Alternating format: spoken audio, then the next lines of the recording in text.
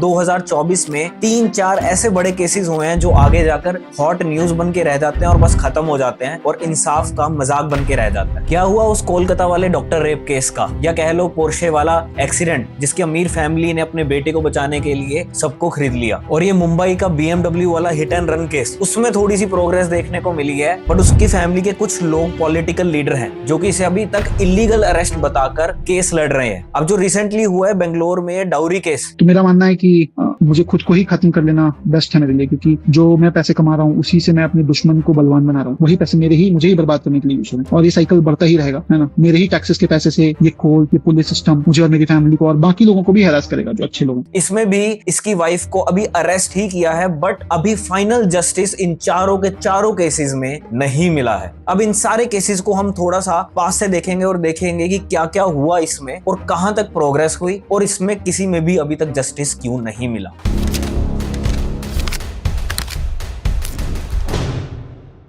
I am a proud Indian. तभी मुझे सारी बातें हर्ट करती हैं कि जो इतना सारा टैक्स इकट्ठा होता है ये क्या सिर्फ फाइलें बंद करने के लिए होता है या फिर सिर्फ हम पावरफुल लोगों के लिए काम करते हैं। और ये चारों केसेस के बारे में हम इस वीडियो में बात करेंगे। ये सिर्फ हमारे जस्टिस पर सवाल नहीं उठाती, हम पर भी उठाती है एक सवाल सोचने पर कि क्या हम पैसों और पावर के पीछे अपनी इंसानियत खोते जा रहे हैं। सबसे पहले बात करते हैं इस केस की जो कि हमारे कानून और समाज दोनों पर सवाल उठाता है। 9 दिसंबर 2024 को AI engineer Atul Subhash ji suicide commit कर लेते हैं और उससे पहले वो ऑनलाइन 80 मिनट का वीडियो रिकॉर्ड करके डालते हैं, प्लस 24 पेजेस का एक सुसाइड नोट भी छोड़ के जाते हैं जिसमें उन्होंने अपनी पत्नी निकिता सिंघानिया पर मेंटल हरासमेंट और अत्याचार करने का और उनके पूरे परिवार पर आरोप लगाया है। अतुल ने अपने सुसाइड नोट में लिखा कि उनकी शादी 2019 में हुई थी और 2021 में मैरिटल डिस्कॉर्ड होना शुरू हो गया था। अब उनकी फैमिली ने उनसे 3 करोड़ रुपए मांगे थे केस सेटल करने के लिए और 30 लाख रुपए अपने बेटे से मिलने के लिए। अब जब इन पैसों की डिमांड को अतुल जी पूरा नहीं कर पाए तो उनपे फॉल्स केसेस लगा दिए गए, जैसे कि सेक्सुअल मिसकंडक्ट और साथ में डाउरी का केस लगा दिया गया और हरासमेंट और साथ में साथ अटेम्प्ट टू मर्डर का केस भी। उन्होंने अपने सुसाइड नोट में ये भी लिखा था कि वो बेंगलोर और उत्तर प्रदेश के 40 बार कोर्ट के चक्कर लगा चुके हैं जो कि उनके लिए मेंटली और फाइनेंशियली दोनों तरीके से हरासिंग था। और वो सुसाइड नोट में ये भी लिख जाते हैं कि जुडिशरी कोर्ट में जज ने 5 लाख की रिश्वत ली थी उनकी बात ना सुनने के लिए। अब इस घटना के बाद बेंगलुरु पुलिस ने अबेटमेंट टू सुसाइड का केस फाइल किया उसकी वाइफ निकिता सिंघानिया के खिलाफ, उसकी मां निशा सिंघानिया और उसका भाई अनुराग सिंघानिया के खिलाफ। अब निकिता तो मिलती है गुड़गांव से और उसकी मां और उसका भाई प्रयागराज से मिलते हैं और इनको कोर्ट के आगे प्रोड्यूस किया जाता है और उसके बाद इनको 14 दिन की जुडिशियल कस्टडी में भेजा गया। अब निकिता का तो ये कहना है कि उन पर जितने भी आरोप लगे हैं वो सारे के सारे बेबुनियाद हैं और जितने भी उन्होंने केसेस अतुल पे फाइल किए थे वो सारे के सारे रीजनेबल हैं और सच हैं, और जबकि अतुल उन्हें मेंटली हरास किया करता था और फिजिकली भी। अब इस केस में इतना सब कुछ चल रहा है तो 3 चीजें मेजर हाईलाइट हो जाती हैं। सबसे पहले तो लोग चर्चा कर रहे हैं कि ये जेंडर बायस्ड हो गई हैं सारी चीजें आजकल, और दूसरी चीज है कि जुडिशरी सिस्टम में इतना बड़ा गैप है कि उसको मिसयूज किया जा रहा है, और तीसरा और सबसे इंपॉर्टेंट है जो वो है कि डाउरी में भी काफी सारे मिसयूज होकर केसेस लगाए जा रहे हैं या तो लड़के पर या फिर लड़की पर। और इन सारी चीजों का गैप हमें चर्चा करने में मजबूर कर देता है कि हम पावर और पैसों के पीछे अंधे हो गए हैं और इन सारे गैप्स का अच्छे से यूज कर रहे हैं पावरफुल लोग पैसा बनाने के लिए, वो भी बहुत अच्छे से। अब अतुल के घर वाले मांग रहे हैं न्याय और जितने भी जुडिशरी पर एलिगेशंस लगे हैं उन पे स्ट्रिक्ट एक्शन लिए जाएं इसकी भी मांग कर रहे हैं। और अब चलते हैं हमारे अगले केस की तरफ जो कि है कोलकाता का रेप और मर्डर केस, वो भी एक डॉक्टर का। 9 अगस्त 2024 को RJ medical college and hospital में एक 31 साल की लड़की का रेप एंड मर्डर हो जाता है और अगले दिन वो सेमिनार रूम में मिलती है और जिस हालत में मिलती है मेरे में हिम्मत भी नहीं है वो चीज मैं डिस्कस कर पाऊं वीडियो में। अब अगली सुबह जब इस केस की इन्वेस्टिगेशन शुरू हो जाती है तो कोलकाता की पुलिस एक जो वहां का सिविक वॉलंटियर था उसको इस केस के संबंध में गिरफ्तार करती है। अब कोलकाता पुलिस में विश्वास की कमी के कारण 13 अगस्त को इस केस को central bureau of India CBI को ट्रांसफर कर दिया जाता है और इस केस के चलते वेस्ट बंगाल के जूनियर डॉक्टर्स ने 42 दिन की भी हड़ताल की थी जिसमें उन्होंने डिमांड की थी कि उनकी सुरक्षा को थोड़ा बेटर बनाना चाहिए, थोड़ा सुधार लाना चाहिए।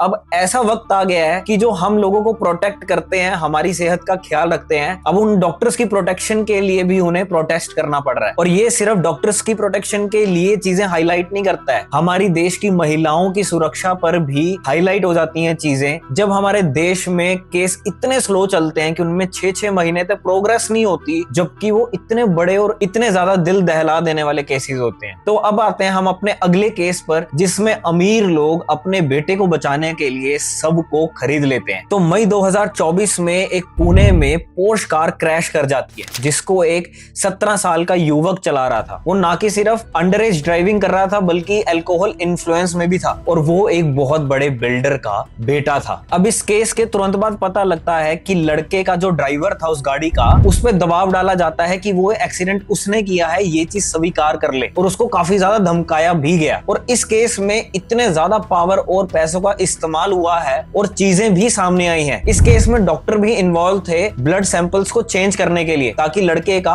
अल्कोहल इन्फ्लुएंस सामने ना आ पाए। और उन डॉक्टर से क्वेश्चनिंग भी कर रहे हैं और इनको हिरासत में भी ले लिया गया है। और इस केस को इन्वेस्टिगेट करते वक्त ये भी पता लगा पुलिस को कि जो इसकी सीसीटीवी फुटेज थी ना कार क्रैश की, उसको भी छेड़छाड़ के मिटाने की पूरी कोशिश की गई है। और ये केस अब तक प्रोसीडिंग में है, किसी भी रिजल्ट तक नहीं पहुंचा है। पर इस केस से एक चीज सामने आ जाती है कि इंडिया में छोटी उम्र में पीना और गाड़ी चलाना बहुत ज्यादा कॉमन है, जिसमें हमें रिस्पॉन्सिबली सुधार लाना चाहिए। और अब चलते हैं हमारे अगले केस की तरफ, जो है मुंबई का BMW hit and run case. 7 जुलाई 2024 को मुंबई के एक वॉरली एरिया में एक तेज BMW 2 व्हीलर को टक्कर मार देती है, जिसमें 2 लोगों में से एक घायल हो जाता है और एक की मौत हो जाती है। अब इस एक्सीडेंट में मौत होती है एक 45 साल की लेडी की, जिसका नाम होता है कावेरी नखवा, और उनके पति बहुत बुरे तरीके से घायल हो जाते हैं, जिनका नाम है प्रदीप नखवा। अब जो BMW का ड्राइवर होता है, वो वहां पर इस 2 व्हीलर को हिट करके बिना मदद किए वहां से फरार हो जाता है। और उसी टाइम इन्वेस्टिगेशन शुरू हो जाती है थोड़े ही वक्त के बाद, और सीसीटीवी फुटेज से पता लगता है कि उस गाड़ी को ड्राइव करने वाला मिहिर शाह का बेटा है, जो कि एक बहुत बड़े नेता है। और ये मिहिर शाह जो 24 साल का था सिर्फ, उसने इस गाड़ी से उनको 1.5 किलोमीटर तक घसीटा। अब इस केस में मिहिर शाह के पिता भी फंस जाते हैं, जो कि एक शिवसेना के प्रमुख नेता हैं। उन पर आरोप लगाया जाता है कि जो उनका ड्राइवर है राजश्री बिदावत, वो उनको प्रेशर करते हैं कि वो इल्जाम अपने सिर पर ले ले, ताकि उनका बेटा इन सब चीजों से बच सके। और पुलिस इन्वेस्टिगेशन के बाद मिहिर शाह के पिता को गिरफ्तार कर लिया जाता है और 14 दिन के लिए जुडिशियल कस्टडी में भी भेजा गया। पर आज तक ये केस भी प्रोसीडिंग में ही है। हर बार ड्राइवर को फंसाने की कोशिश की जाती है और इसका भी आज तक रिजल्ट नहीं आया। और इन चारों केसेस की डिस्कशन के बाद हमारे 4 सवाल हैं सिस्टम से। जब भी ऐसे केसेस चारों जो हमने डिस्कस किए सामने आते हैं, तो हमें एक टाइम तो बहुत ज्यादा गुस्सा आता है, फिर हम अगले ही कुछ दिनों में ठंडे पड़ जाते हैं और सिर्फ ये न्यूज हेडलाइन बन के रह जाते हैं, ये दिल दहला देने वाले केसेस। तो पहला सवाल हमारा ये है कि कोलकाता रेप केस में सीबीआई को बुलाने की जरूरत क्यों पड़ी? क्या हमारा लोकल पुलिस पर इतना भी विश्वास नहीं है कि वो इस पर थोड़ी भी इन्वेस्टिगेशन कर सकें कि उन्होंने सिर्फ 3 दिन में ये केस